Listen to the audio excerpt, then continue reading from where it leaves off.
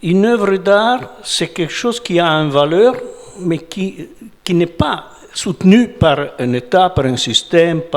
Il doit être soutenu par d'autres raisons qui sont d'une, je dirais, il faut qu'il y ait une force éthique dans l'œuvre, un propos éthique pour que l'œuvre elle tienne. Sinon, l'image en elle-même, elle n'a pas de valeur pour la société, pour les autres.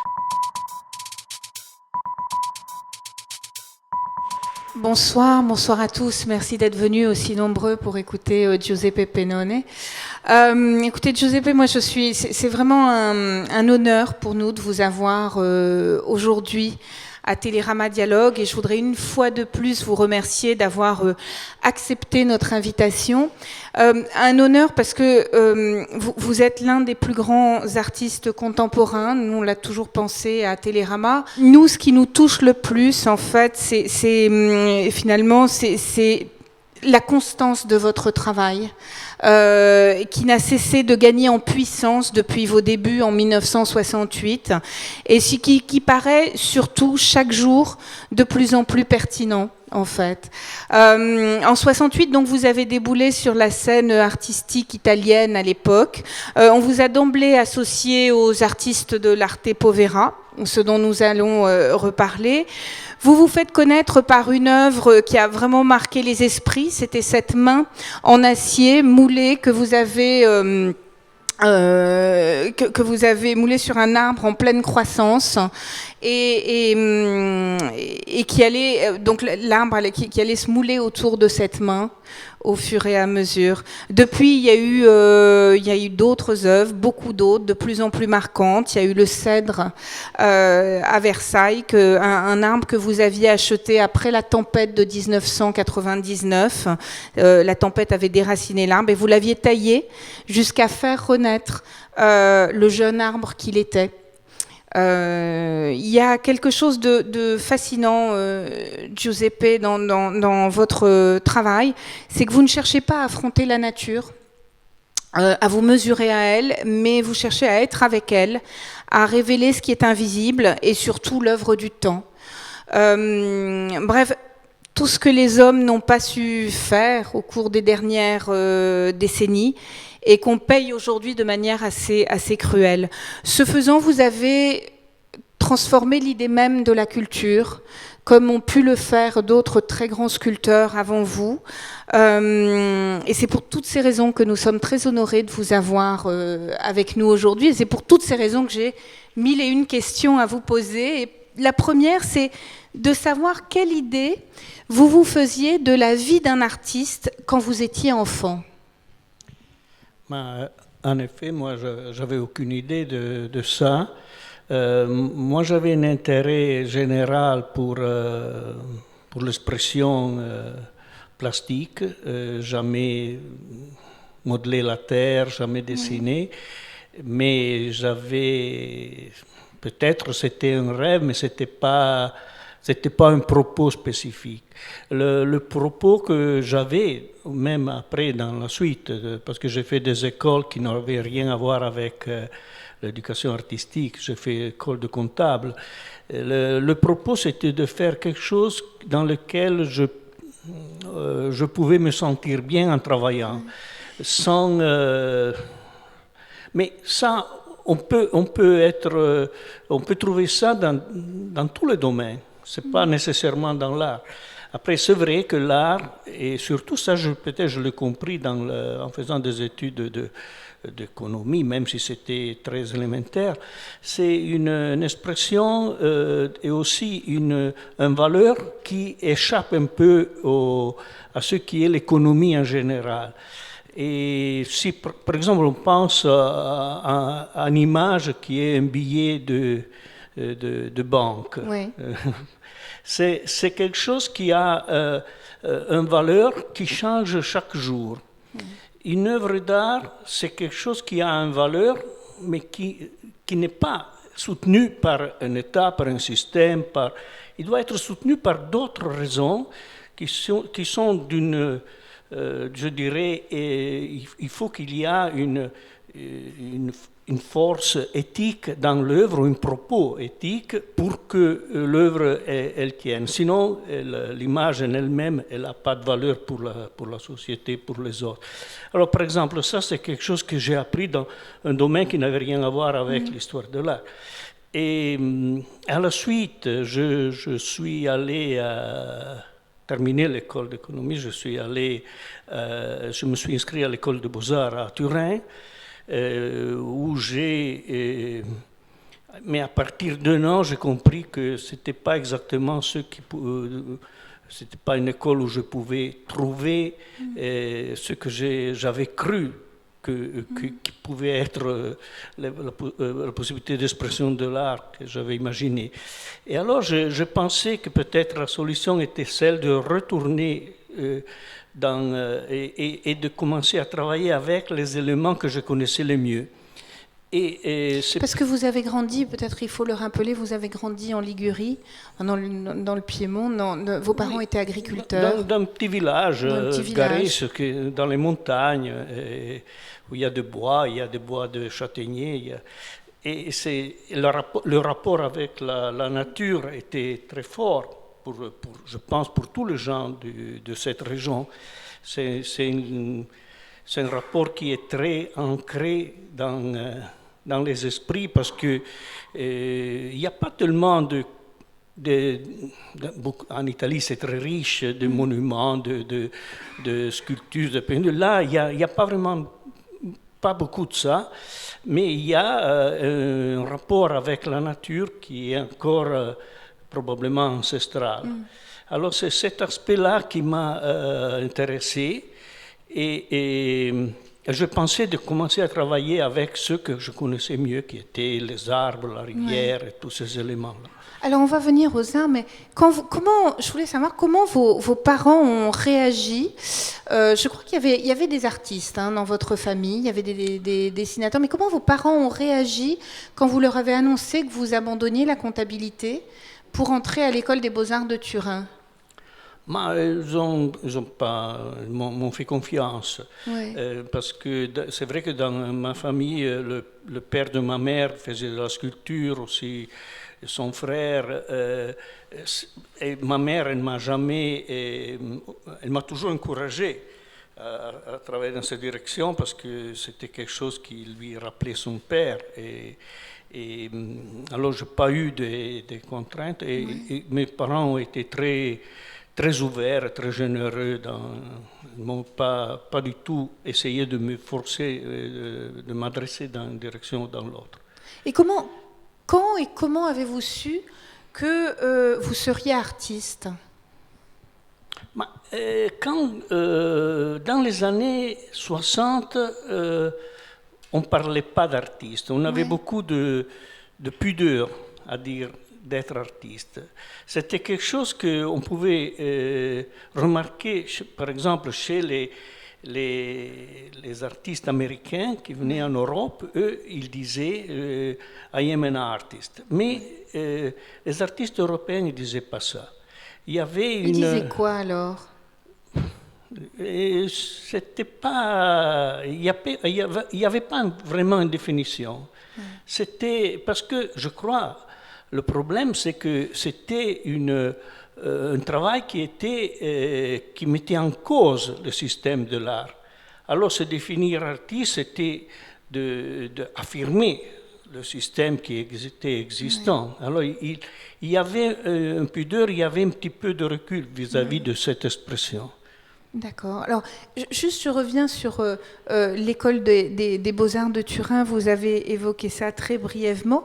Est-ce que le fait de ne pas avoir, finalement, vous n'êtes resté que quelques mois, le fait de ne pas avoir étudié l'histoire de l'art, est-ce que ça a été un handicap, c'est-à-dire que vous avez senti qu'il vous manquait quelque chose, ou au contraire, ça a été une chance de ne pas être peut-être étouffé ou assommé par le poids de l'histoire de l'art? Moi, c'était quelque chose qui m'intéressait, alors j'ai essayé de me documenter parmi des livres, parmi des informations qu'on pouvait trouver dans la presse. Il y avait par exemple une édition hebdomadaire qui s'appelait I Maestri del Colore, Ouais. où il y avait c'était assez. C'était un assez bien magazine, fait. pardon, c'était un journal, C'était comme des dispenses, on dit en italien, c'est-à-dire c'était des thèmes, comme des petites monographies D'accord. pour des artistes. Mais la chose qui était assez amusante, c'était qu'on avait une semaine, il y avait peut-être Giotto et la semaine d'après, il y avait Bacon. Il y avait un mélange. Et ça était intéressant parce que ça posait le regard sur les sujets de l'histoire d'une façon contemporaine. On pouvait voir les différentes choses et comparer quelquefois et retrouver des éléments qui étaient comparables dans des choses qui étaient très éloignées. Et ça, par exemple, c'est quelque chose qui a eu pour moi qui a été une vraie formation, même si il y avait encore des bons textes critiques. C'était peut-être mieux que de faire un cours où on a une vision partielle des choses. Et la scène artistique à ce moment-là italienne, à quoi est-ce qu'elle ressemblait? Quelle était la ville où il y avait le plus de galeries? Est-ce que c'était Milan? Est-ce que c'était Turin, Rome? Et qu'est-ce que vous aviez beaucoup d'artistes? À quoi ça ressemblait? Il y avait des choses. Il y avait un changement social, économique, historique très, très fort, parce qu'après-guerre, le fait, par exemple, de liens qu'on pouvait avoir avec le monde, parmi les voyages aériens très rapides, tout ça a bouleversé complètement la conception de l'espace et de la géographie aussi, du rapport avec les différents pays. Et alors, je crois que le problème était d'essayer de faire un travail qui pouvait dialoguer avec des cultures très différentes. C'est pour ça aussi qu'il y a eu, en général, dans l'art, une simplification des formes, une simplification des contenus, mais pas dans le sens de banaliser les contenus, mais de retrouver les sources qui étaient partagées dans des cultures différentes. D'accord. Et je crois qu'il y avait une galerie qui avait une importance assez particulière. C'est la galerie Sperone. Exactement, oui. C'était la galerie Sperone. C'était une jeune galerie qui était à Turin, qui avait des liens avec d'autres galeries assez importantes à l'époque, comme Sonaben, et après avec Castel et New York. Sonaben avait une galerie à Paris, et il y avait il y avait un groupe d'artistes qui fréquentaient cette galerie. Et c'était surtout à Turin. Les artistes étaient presque tous de Turin, qui est une ville industrielle qui avait beaucoup de liens aussi avec le Nouveau Monde, des pays étrangers comme les États-Unis ou d'autres pays. Alors il y avait disons une culture, un niveau culturel dans la ville qui était assez bon. Et il y a eu de bonnes expositions dans les musées. Et surtout, c'est une ville qui n'avait pas une forte tradition d'art. C'est pas Florence, c'est pas Rome, c'est pas Venise avec tout ce que ces villes ont. Alors il y avait aussi un espace pour faire des choses. D'accord, oui, pour les artistes contemporains. Juste pour continuer à planter le décor un petit peu de l'Italie dans ces années-là, quand vous débutez, on est pratiquement aux années de plomb. Enfin, ça vient à peine un peu plus tard, dans les années 70. Quel impact ça a eu sur vous? Est-ce que ça a eu un impact sur vous et sur votre travail, par exemple? Elle a eu un très grand impact parce que avant il y avait comme une projection, un espoir de travail, et avec la crise du pétrole, l'automatisation de la production industrielle, ça a créé des tensions sociales terribles. Qu'ils ont eu un reflet dans tout le contexte social et culturel du pays. C'est à partir des années 71-72 jusqu'aux années 75, je crois que c'était un peu comme paralysé tout l'ensemble. Les galeries n'avaient plus d'argent, les collectionneurs n'achetaient pas, et même si c'était des petits achats à l'époque, mais il n'y avait rien qui se passait. Et à ce moment-là, il y a eu un phénomène qui a été l'art conceptuel, qui apparemment c'était très loin, éloigné de ce que, par exemple, les artistes de l'arte povera faisaient, parce que c'était des objets, c'était des installations physiques. Mais au contraire, il y avait comme un rapport très positif avec les artistes du conceptuel, parce qu'en effet, il n'y avait pas un conflit. Parce qu'ils faisaient un travail qui était sur le mot, et ce n'était pas sur le conflit du langage. Mais on partageait les intentions. Et les artistes conceptuels, surtout pour les galeries, étaient un bonheur parce qu'ils n'avaient pas de transport à payer. L'installation dans les galeries était aussi très pas cher. C'était juste un voyage peut-être, et après ils étaient hospités. Reçus, oui. Alors, vous parliez de l'arte povera à l'instant. Quelle définition aujourd'hui vous donnez de l'arte povera et qu'est-ce que vous partagiez avec, parce que vous étiez le petit dernier, le petit jeune de l'arte povera, du groupe de l'arte povera auquel on vous a immédiatement associé. Comment vous les définissez? Qu'est-ce que vous partagiez avec ces artistes? On a partagé des intentions plutôt. Je crois qu'il y avait des affinités entre les différentes personnes. La chose intéressante, c'était que ce n'était pas un mouvement avec un propos déclaré. Et chacun avait sa propre identité. Alors on avait un travail très sophistiqué comme celui de Paolini, à côté d'un travail de matière et de peinture comme celui de Mario Merz, ou bien de réflexion comme celle d'Anselmo, à côté d'un travail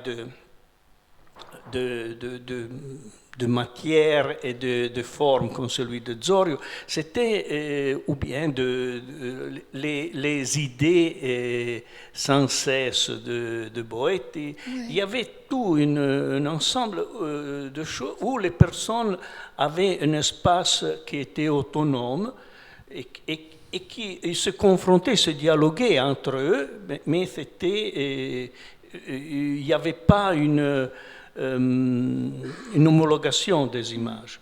D'accord. Alors, vous disiez que vous vouliez changer le système. C'était quoi ce système que vous vouliez changer? Et je crois que c'était le système du marché de l'art. Et qu'est-ce que vous vouliez changer exactement? Mais il faut penser au moment historique. Il y avait eu la guerre, il y avait un nouveau système économique qui était en train de se mettre en place. C'était la production et la diffusion de produits. C'était la consommation, c'était tout. Il y avait d'autre part aussi, de la part de l'industrie, il faisait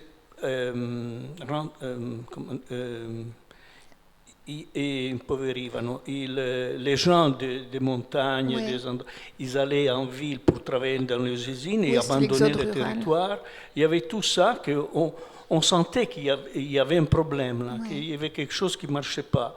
Alors il y avait un recul vis-à-vis de ça, mais il y avait aussi un désir de changement parce que surtout l'histoire italienne était liée au fascisme, était liée à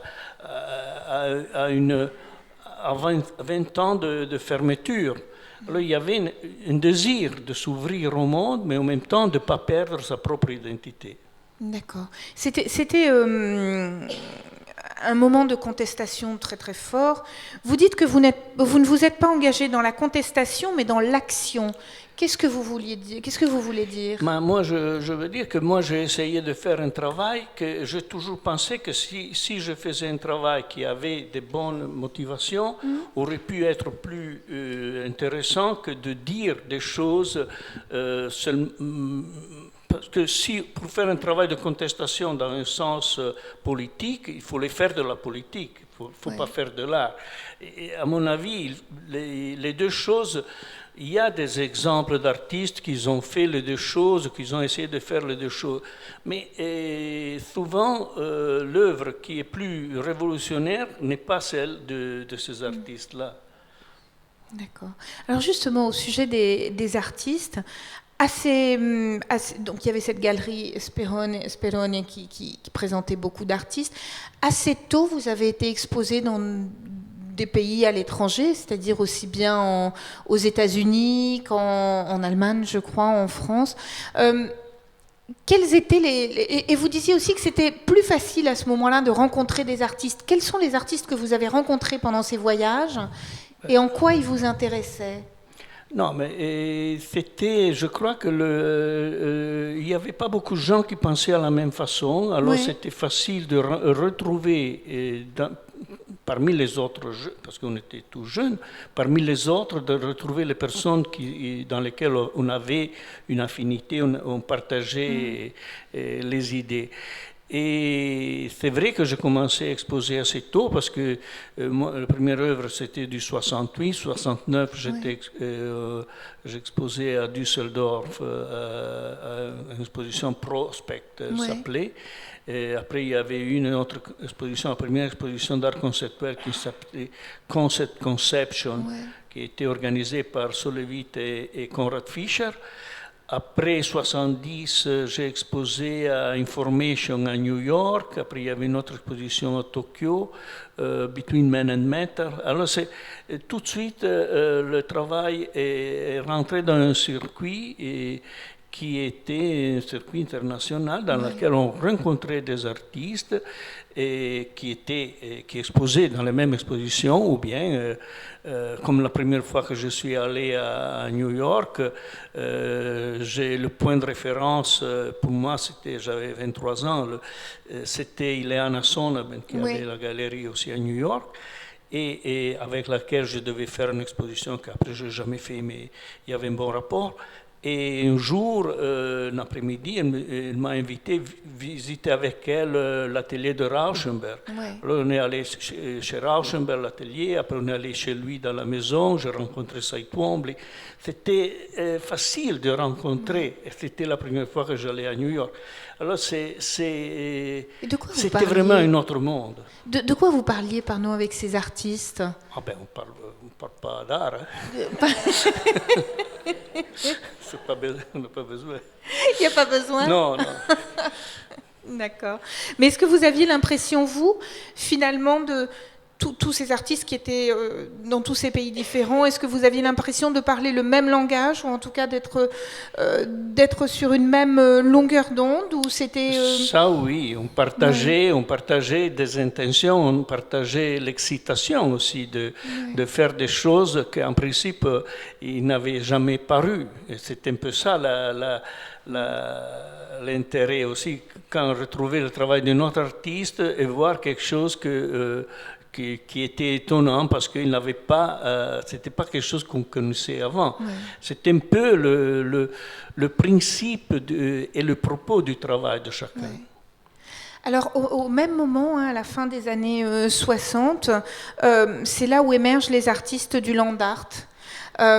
Comment est-ce que vous expliquez ce besoin à ce moment-là pour des artistes de pays différents de revenir à la nature?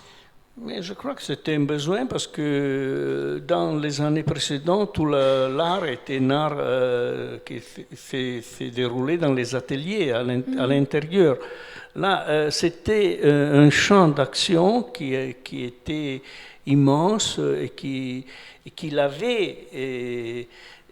il y avait seulement les héritages de la peinture impressionniste ou bien la peinture anglaise de paysage, mais il n'y avait pas il y avait aussi peut-être, point de vue poétique, un lien avec une idée aussi romantique du rapport avec le paysage, qu'on peut retrouver aussi dans les grands parcs américains. Une chose qui m'a toujours étonné, c'est qu'ils ont, aux États-Unis, ils ont le grand parc naturel où il y a les canyons, qu'on voit toujours dans les représentations des cartes postales. Ça a été, l'État a fait une loi pour le protéger sur la base des dessins. Des dessins qui ont été faits. Qui a été fait par des illustrations artistes. qui ont été faites par un peintre. Ils auraient pu très bien, ça aurait pu très bien être imaginé. Oui. Non, c'était vrai, mais Oui. c'est étonnant ça, je trouve. Mais il y avait dans ce rapport avec la nature un rapport très profond avec une idée qu'on retrouve en grande partie avec dans la culture et dans les expressions poétiques liées au romanticisme. Oui. Qu'est-ce qui vous a amené aux arbres? C'était, comme je disais avant, c'était des éléments que je connaissais. Oui. Et mon propos était la sculpture. Il y avait le besoin de simplifier, de faire simplifier le langage dans l'art. Et moi, mon propos était de faire de la sculpture et j'ai imaginé de faire un geste qui est le geste le plus simple qu'on peut faire en sculpture, c'est de prendre quelque chose dans la main et de laisser l'empreinte de sa main, et de faire ça avec un autre élément qui était l'arbre, où le rapport, le geste, l'action n'était pas fait par l'homme, mais était fait par l'arbre même. Alors, je renversais le rapport entre la matière et l'homme. Et l'arbre, vu comme quelque chose de vivant dans ce cas, parce que ce n'était pas une matière amorphe, morte, dans laquelle l'homme façonnait, mais c'était quelque chose qui était vivant et qui avait une réaction qui était paritaire au geste de l'homme. Comment est-ce que vous choisissez les arbres sur lesquels vous allez travailler?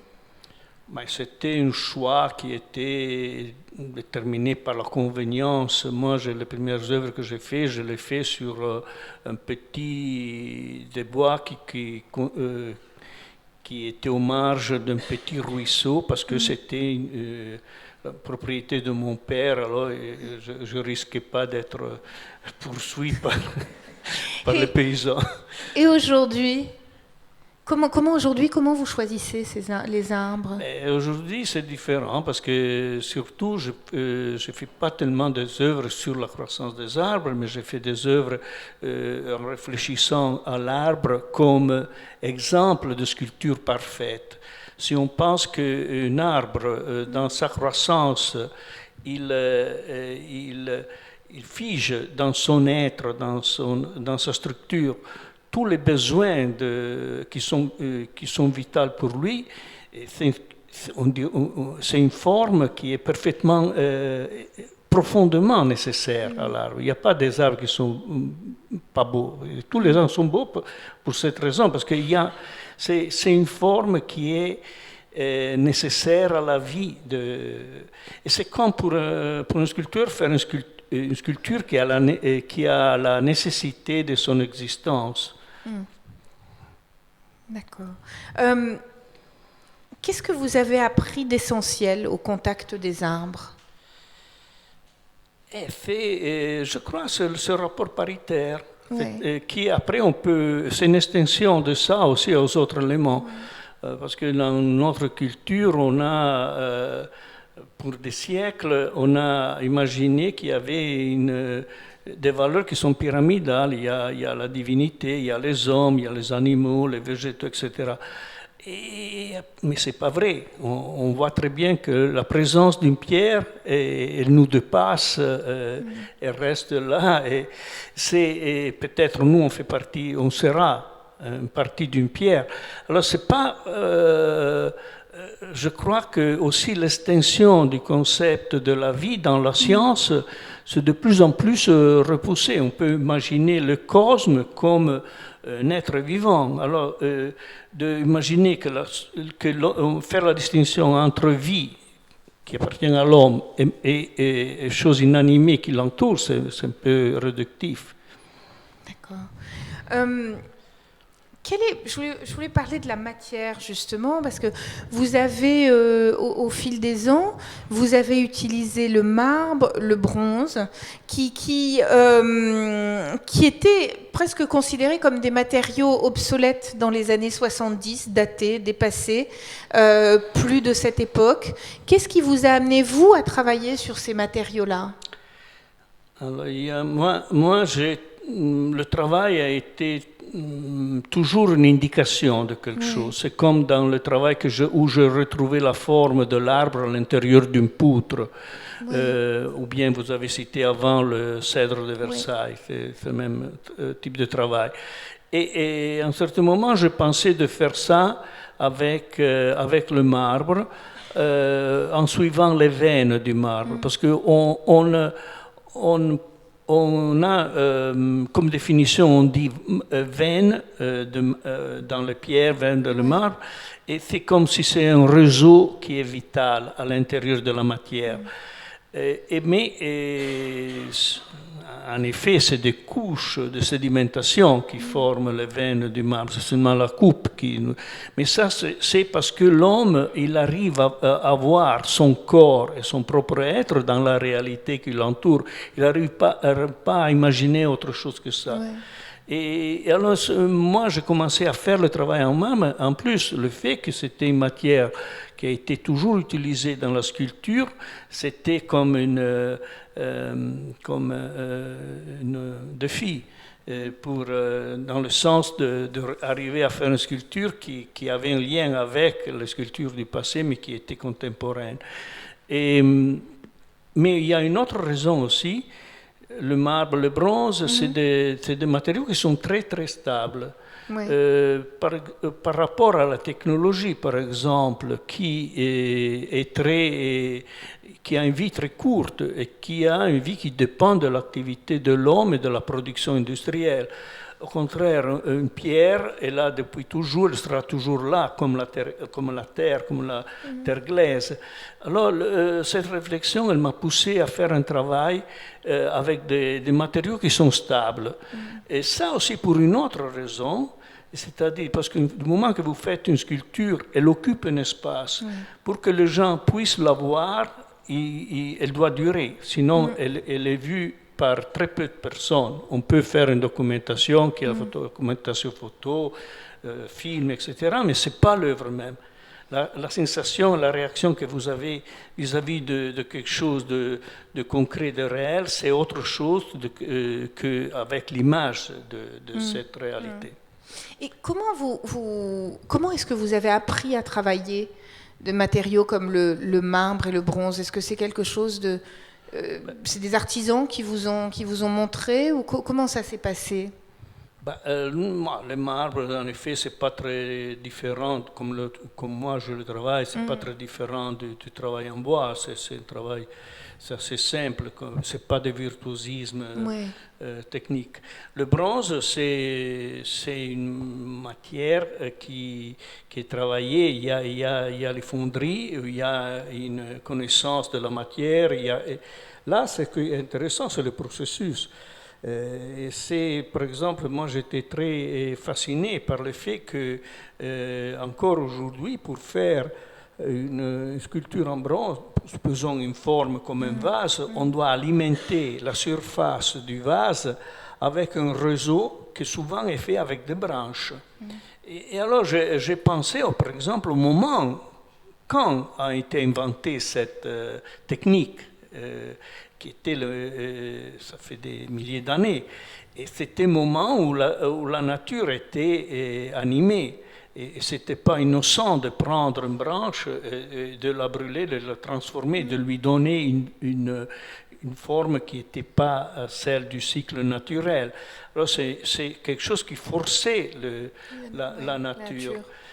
Mais la chose surprenante, c'est que le bronze, il a, quand il vit à l'extérieur, en contact avec l'air, il prend des couleurs, il se patine d'une façon qui est très ressemblante aux végétaux.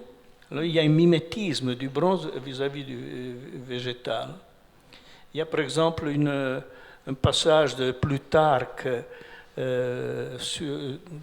J'avais lu ça sur un petit livre qui s'appelait, je ne sais pas si c'est un titre qui est donné par les éditeurs ou autre, qui était Dialogue di Delphi.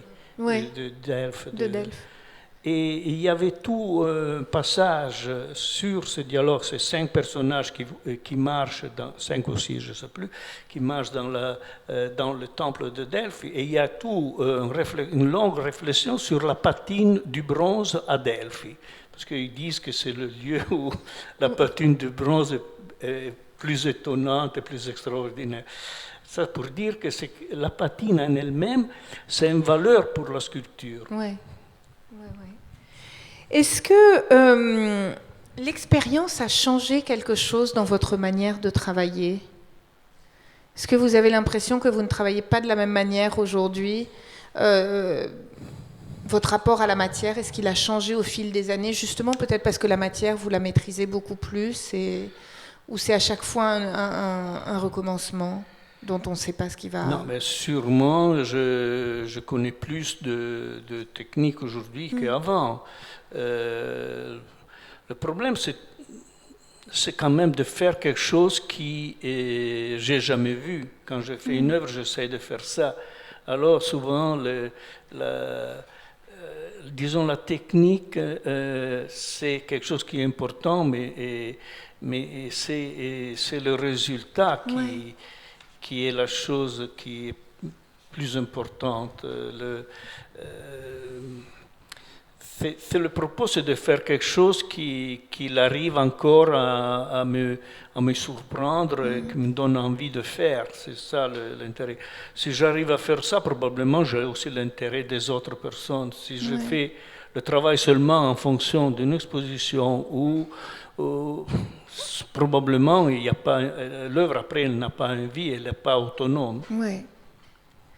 Qu'est-ce qui pour vous différencie fondamentalement des artisans? Soula, je dis que la différence entre un artiste et un artisan, c'est qu'un artisan, quand il commence quelque chose, il sait automatiquement où il va.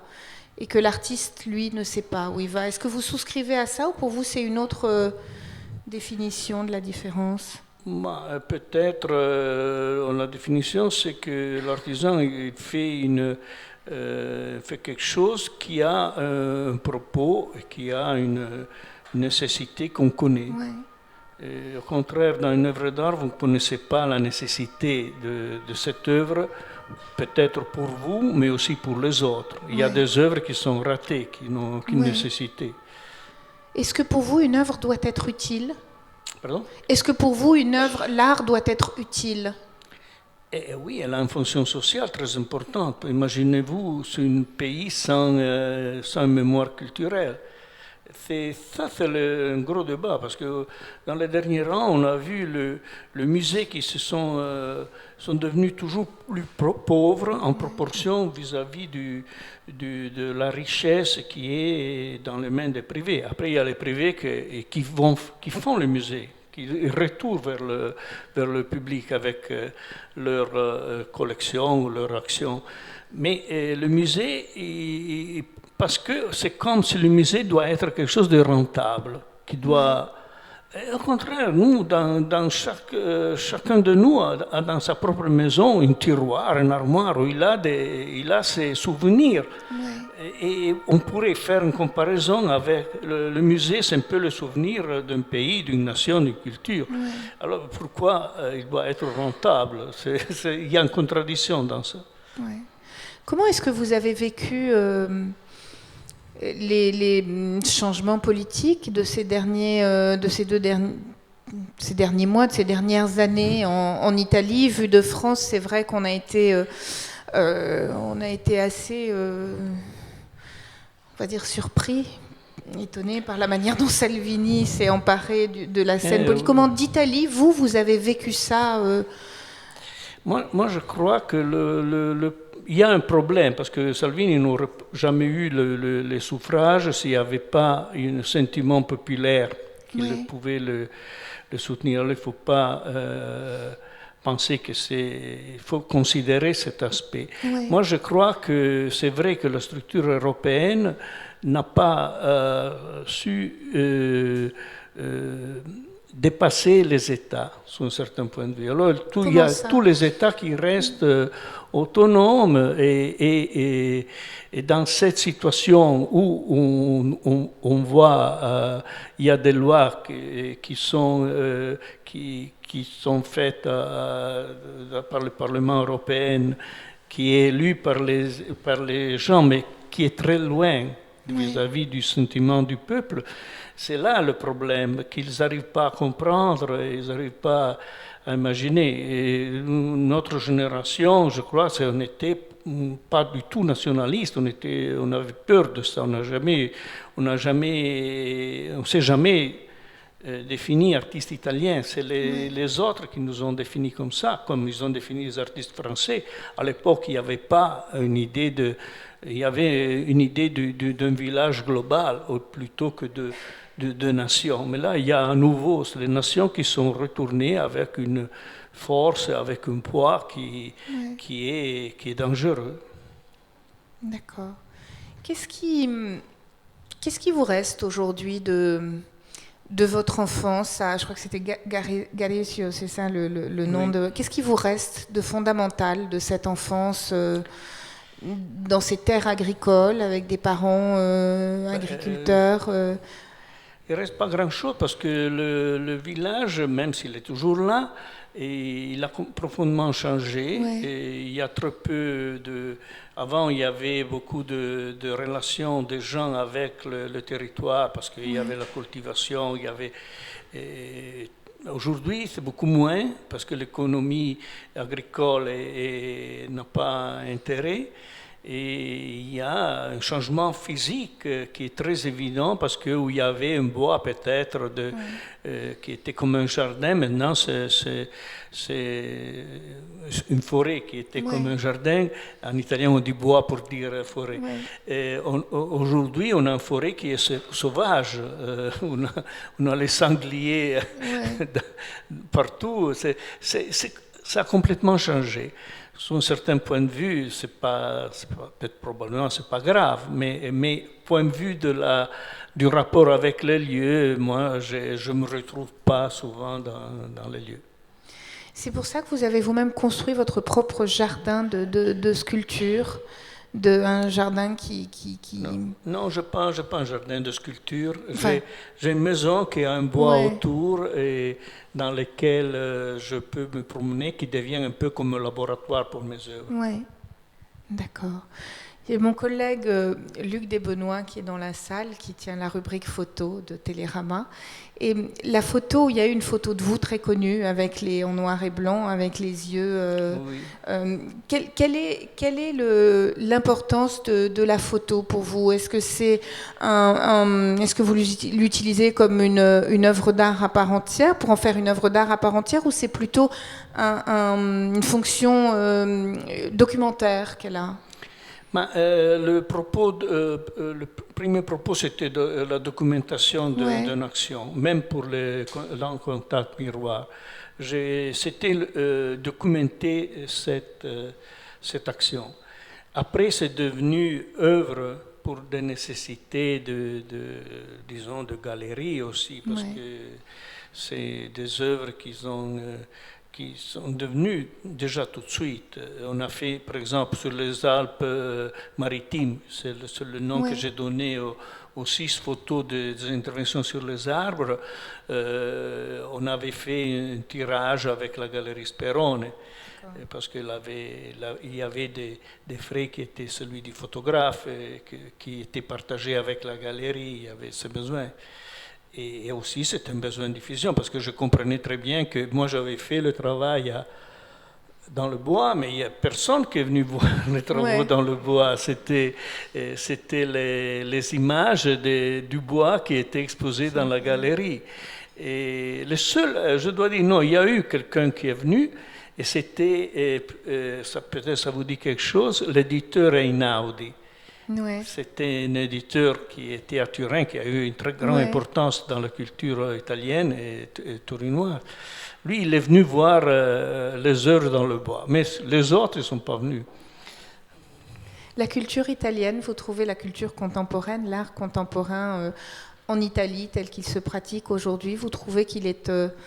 à quoi ressemble la scène? Est-ce que c'est une scène dynamique? Est-ce que c'est une... Je connais mal les jeunes artistes, mais, Ouais. en Italie, aujourd'hui un petit peu plus, mais avant il n'y avait rien comme soutien pour les artistes. Je crois que même aujourd'hui il n'y a pas quelque chose qui est bien organisé. Et c'est tout un travail qui est individuel. Et ça, c'est un défaut, mais en même temps, c'est une grande richesse parce que les artistes, ils doivent se confronter avec l'extérieur, Ouais. avec le monde. Ils ne restent pas confinés dans leur territoire. Ouais. Ce qui est- Alors, en principe, il y a toujours quelque chose d'intéressant à voir. Ouais. Et justement, par rapport aux jeunes artistes, vous avez enseigné pendant des années à l'école nationale supérieure des beaux-arts de Paris. Qu'est-ce qu'il était pour vous essentiel de transmettre à vos étudiants? Ben, on ne peut pas transmettre des valeurs spécifiques, on peut transmettre des intentions.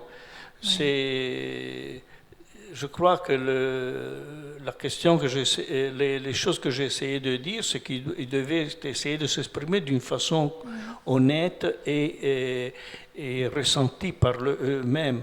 Ça, c'était plus important que de faire des stratégies pour un succès que peut-être,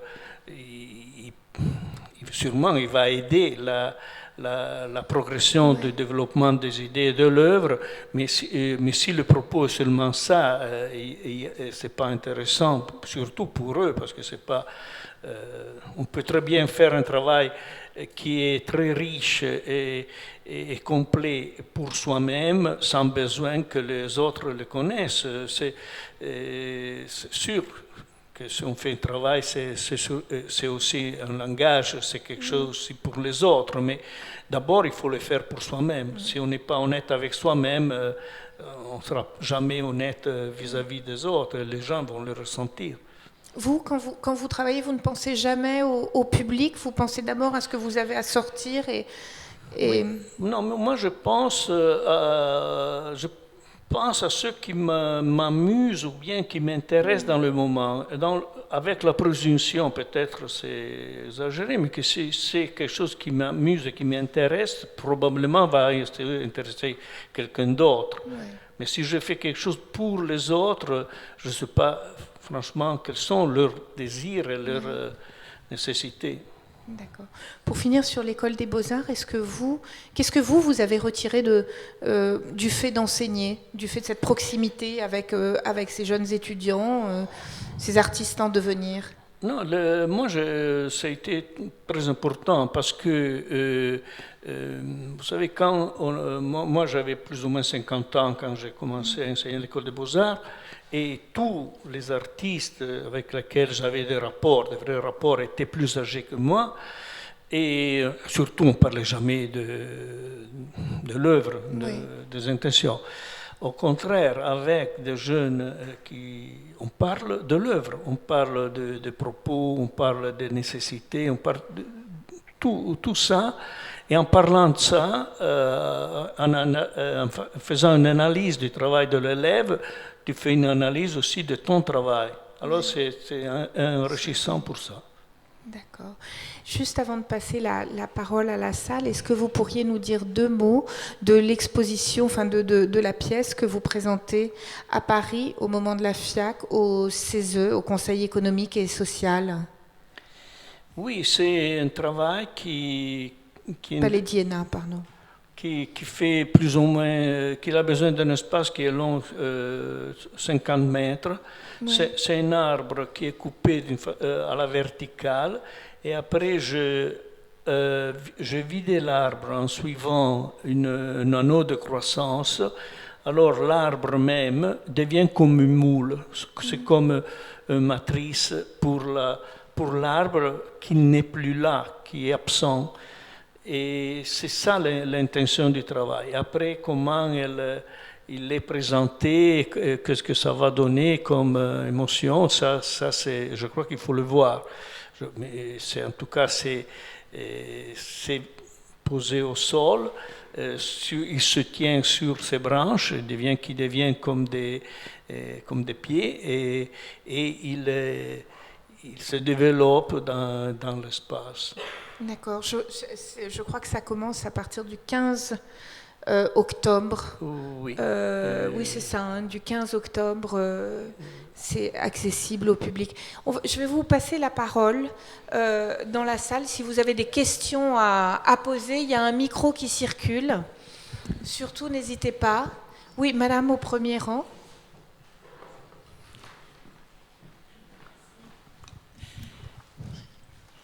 Je voulais vous demander si vous aviez été marqué par la mythologie, les récits antiques. Oui, parce que la mythologie, c'est une compréhension de la réalité et c'est une transmission de cette compréhension avec une histoire qui est une synthèse. En plus, une synthèse très amusante souvent. Alors si on imagine par exemple un mythe comme celui de Daphne et Apollon, on peut voir ça comme une histoire liée à l'agression de l'homme vis-à-vis de la femme. On peut voir ça sous plusieurs points de vue, mais il y a une raison, je crois, qui est à la base de tout ça, et c'est le fait que le laurier comme arbre, quand on le touche, il dégage un parfum qui est une défense vis-à-vis de l'agression des animaux. C'est la raison par laquelle il était utilisé dans les jardins grecs, romains, parce qu'il chasse les moustiques. Alors cette compréhension d'une réaction, aujourd'hui on peut dire d'une intelligence de la plante vis-à-vis de l'ambiance qui l'entoure, c'est le point de départ de ces mythes, moi je pense. J'aime penser ça. Est-ce que vous avez une autre question? Oui? Bonsoir. Je vous en prie, bonsoir. Bonsoir, Monsieur Pennone. Merci pour cette rencontre. Je voulais juste revenir à l'école des Beaux-Arts. J'étais élève de Monsieur Vladimir Velikovitch qui vient de nous quitter. Et j'ai un souvenir très émouvant de son première année et mon première année aussi. On avait un atelier en face du Louvre et la première chose qu'il nous a dit, c'est de fermer les fenêtres et de rien regarder, seulement nous regarder nous-mêmes, au fond de nous-mêmes. C'était ses premières paroles à l'arrivée à cet atelier de Beaux-Arts. Ma question maintenant, c'est pour avoir un peu votre avis dans cet temps qu'on vit des communications, des images qui vont et viennent. Comment fait un jeune artiste pour se retrouver, pour aller au fond de lui-même? Ça c'est vraiment un problème très important. Mais il faut penser à... Alors, il y a des différents degrés dans l'intérêt qu'il peut avoir une œuvre. On peut faire une œuvre pour soi-même, on peut faire une œuvre pour très peu de gens intimes, et peut-être après cette œuvre, elle devient importante pour beaucoup de monde. Mais il faut aussi penser que si une œuvre a une valeur, il y a quelqu'un qui va essayer de s'approprier de l'œuvre. Ça, c'est un mécanisme qui s'est accéléré beaucoup dans les derniers temps, même pour des œuvres qui n'ont pas vraiment beaucoup d'intérêt, mais il y a un système qui a besoin d'être nourri, et il y a cet intérêt qui n'est pas de l'œuvre en elle-même, mais d'un produit qui sert au système. Alors, je dirais que si une œuvre a un intérêt, a une valeur, elle est... Et les gens ils vont s'approprier de l'œuvre. Ça dépend de la qualité de l'œuvre. Quelquefois, l'œuvre a des valeurs qui sont trop sophistiquées. Alors, il y a très peu de gens qui peuvent l'apprécier, mais c'est des gens, après, qui ont une influence énorme. Au contraire, une œuvre qui est appréciée par beaucoup de monde, peut-être pour des questions, pour des formes qui sont simples, elle a peut-être un succès immédiat, mais après, dans le temps, elle n'a plus de vie. Alors, mais il faut toujours penser que il faut faire l'œuvre pour son propre plaisir, pas en fonction d'une destination qu'on ne peut pas lui donner. Est-ce que vous avez... Oui, madame pardon. Luc Desbenoît, qui tient la rubrique photo de Télérama, de manière magistrale. Ma question n'a pas grand-chose à voir avec ça. Vous dites que la forêt est un laboratoire pour vous. Et je voulais savoir, est-ce que vous différenciez les différentes espèces, essences d'arbres? Est-ce que vous en avez une qui est préférée? Est-ce que vous voyez dans les différentes espèces des personnalités différentes? Vous parliez du laurier qui aimait. Est-ce que vous faites une différence entre les espèces? Et si oui, est-ce que vous en avez une préférée et pourquoi? Non, parce que ça dépend du travail que j'ai envie de faire. La forêt, c'est un laboratoire, c'est intéressant par lui-même. Par exemple, si vous suivez comment l'évolution qu'il y a dans une radure, on dit en italien, un espace où il y a un arbre qui tombe, et alors il y a un vide qui va se créer dans la forêt. Là, c'est très intéressant de voir comme il y a des espèces d'arbres qui n'avaient pas possibilité de se développer, que de moment ils se développent tous ensemble comme une énergie extraordinaire. Et après, ces arbres-là, ils vont peut-être mourir, et il y a d'autres arbres qui vont s'imposer. Mais tout ça est très, très rapide. Ce n'est pas un procès qui est très long dans le temps. Et ça, par exemple, c'est un aspect qui est, pour moi, intéressant. Et ça fait partie de cette réflexion sur de voir comme un bois, comme un laboratoire, comme quelque chose qui n'est pas passif seulement, mais qui réagit par lui-même. Après, moi j'ai fait des œuvres avec les lauriers, avec les chênes, avec le cèdre. Surtout, j'utilise des arbres ou qui sont malades ou qui sont tombés. Et ça, c'est un peu le principe. Mais, par exemple, j'ai fait toute une série d'œuvres avec les épines d'acacia. Les épines d'acacia, c'est une défense de l'arbre pour pas que les animaux mangent le bourgeon. Et après, dans le temps, les arbres, ils les perdent. Alors, c'est là aussi une réaction comme une intelligence de l'arbre. J'avais commencé à ramasser des épines d'un endroit où ils étaient très grandes, et je crus, comme il y avait une ligne électrique, je crus que c'était l'influence de l'électricité. Après, je me suis rendu compte que les arbres étaient coupés pour pas qu'ils touchent les fils électriques. Et les arbres avaient une réaction, et ils avaient des épines qui étaient beaucoup plus grandes que dans les autres endroits. Alors, on apprend des choses en utilisant la matière, mais c'est la même chose probablement qu'on peut faire avec une aquarelle ou avec un dessin, voir comment le charbon se dépose sur les feuilles. Il y a toujours une réaction, une histoire avec la matière avec laquelle on travaille. Oui, madame. Oui, j'ai deux petites questions par rapport à vos écrits. Je crois me souvenir que c'est un de vos recueils de poèmes s'appelait Respirer l'ombre. Oui, c'est le titre d'une œuvre aussi. Voilà, et je voulais savoir en fait si vos écrits viennent plutôt a posteriori de vos œuvres ou c'est un travail en interaction. Première petite question. Et deuxième petite question, parce que on parle beaucoup de votre travail avec les arbres, mais il y a plein d'autres choses. avec le souffle, enfin, tous ces thèmes-là qui sont aussi fondamentaux, je crois, dans votre travail.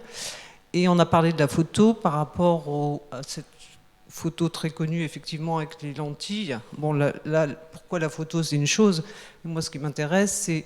Parce que ça, c'est une action qui m'a toujours un peu interrogée sur ces lentilles. Qu'est-ce que c'est effectivement pour vous? Parce que c'est le reflet de ce qu'il y a à l'extérieur, dans vos yeux. Voilà, c'est encore ce rapport. Voilà. Merci. Alors les écrits d'abord. Alors, les écrits, c'est... Moi, j'écris pour noter les idées. C'est quelque chose qui peut me servir pour mettre au clair les pensées pour finaliser l'image, ou bien ça peut être à la suite de l'image comme une réflexion sur l'image même. Parce qu'on fait une œuvre et souvent l'œuvre a des valeurs qui ne sont pas ceux qu'on avait pensé. Alors il faut la comprendre, il faut essayer de comprendre ce qu'on a fait. Et ça, c'est une façon pour faire ça. En plus, les écrits, avec l'image, on doit avoir comme une rigidité parce qu'on doit être identifié aussi parmi l'œuvre. Dans les écrits, on a une liberté comme dans le dessin qu'on n'a pas avec le langage de l'œuvre. Alors c'est un peu ça la nécessité des écrits. Alors ce n'est pas des écrits qui sont faits pour le plaisir d'écrire, mais plutôt ils ont un rapport direct avec l'œuvre. Au contraire, pour répondre à la deuxième question sur les yeux, l'idée de base était celle que quand on fait un travail, on rend quelque chose qu'on a vu. C'est quelque chose qu'on a appris, qu'on a vu, et qu'on arrive à synthétiser et à le reproduire. Et alors l'idée de mettre l'encre en contact miroir, il avait cette simple fonction de réfléchir immédiatement ce que j'aurais dû voir et de rendre tout de suite les choses qui auraient pu être œuvres. Après, ça c'était un aspect du travail. Après, le travail avait une complexité que tout de suite je n'ai même pas compris. Je l'ai appris avec le temps. Mais j'avais, dans le titre que j'avais donné à l'œuvre, c'était Rovesciare i propri occhi, se renverser ses propres yeux. C'était comme une introspection, c'était comme une définition du corps, de rendre le corps comme un volume sculptural, parce qu'avec les yeux fermés, on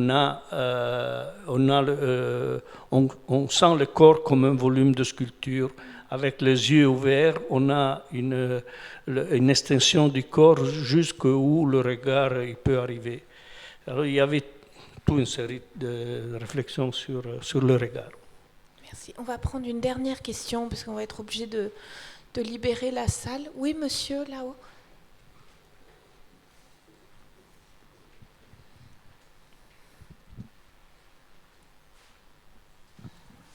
Bonsoir monsieur. On a parlé beaucoup évidemment de votre travail sur les arbres. Vous avez aussi dit que l'homme transpose son être et ce qu'il est à travers la nature qui l'entoure. Je voulais savoir comment vous, personnellement, vous réagissez face à la violence des images que l'on voit en Amazonie, de la forêt qui brûle et des poumons de la planète et par extension du poumon des hommes partir en fumée. Ça c'est un drame et c'est quelque chose que c'est très difficile à comprendre. Je ne sais pas, l'État, le gouvernement brésilien peut-être a aussi des raisons. Ça, je ne sais pas. C'est évident que pour le monde entier, c'est un drame terrible. Ça me rappelle un peu ce qui s'est passé sur l'île de Pâques, où il y avait une culture qui a détruit les arbres pour faire des idoles, pour transporter les idoles et pour faire des idoles de plus en plus grands. Et tout ça a créé la mort de l'île. Et je pense que c'est tout ce qu'on est en train de vivre, le changement du climat, la déforestation qu'il y a en cours, tout ça, c'est quelque chose c'est un patrimoine qu'on n'aura pas le temps de recréer dans des temps courts, surtout parce que la population mondiale est en train de se développer encore plus. Et c'est à cause de ça qu'ils détruisent le territoire pour créer des produits agricoles ou bien alors c'est quelque chose qui dépasse forcément le propos ou bien la compréhension même qu'on peut avoir de ce qui est en train de se passer. C'est vraiment dramatique, je pense. C'est pas sur ça qu'on pense à ça, on ne peut pas être très optimiste. Non, c'est pas. Et merci à tous. Merci Giuseppe Pennone d'avoir Merci à été vous. avec nous. Merci encore et à bientôt.